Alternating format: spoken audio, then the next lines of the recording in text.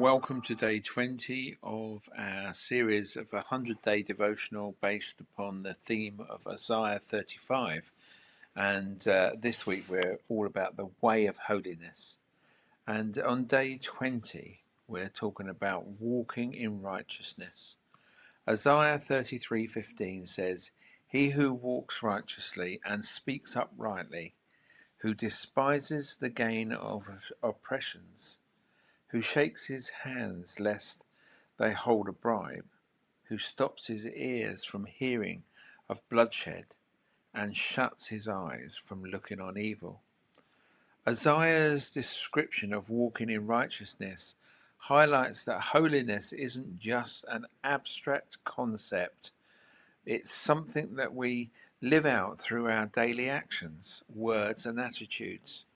So walking in righteousness means actively rejecting anything that would compromise our integrity or harm others. Even in subtle ways, it involves guarding against dishonesty, corruption, violence, and temptation, and demonstrating a commitment to purity, justice, and compassion. Isaiah emphasizes that righteousness involves not only walking rightly, but also speaking uprightly. Our words carry power, and choosing to speak with honesty and integrity is as essential as our actions. And righteousness always calls us to resist the lure of the unjust gain or shortcuts that compromise our values. And true righteousness involves a heart that despises oppression and actively avoids evil, even when it would be easier to ignore it. You see, let's reflect on how these aspects of righteousness play out in our own lives. Each day we face choices that either bring us closer to God or it will distance us from it. So consider areas where you might be faced the subtle temptations to compromise in small ways, to ignore what is right, or to tolerate what is wrong for the convenience. And walking in righteousness calls for a commitment to examine these choices daily and to bring each one in line with God's will. So try setting small daily goals to practice integrity and justice in your interactions with others.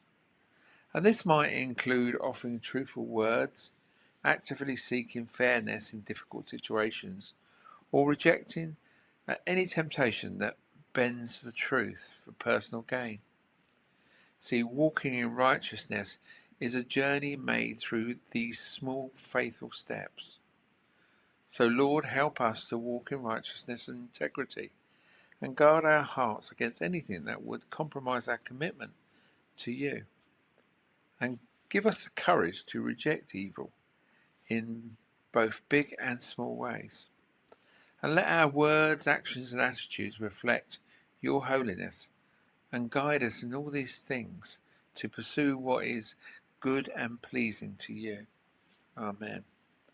Isaiah 33:15 reminds us that righteousness is not just a passive attribute, but an active daily commitment to live in accordance with God's will. It's a path that calls us to make choices rooted in integrity, justice, and purity. And as we walk in righteousness, may we find strength and courage to honor God in every aspect of our lives, serving as a reflection of His holiness in a world that needs His truth and love.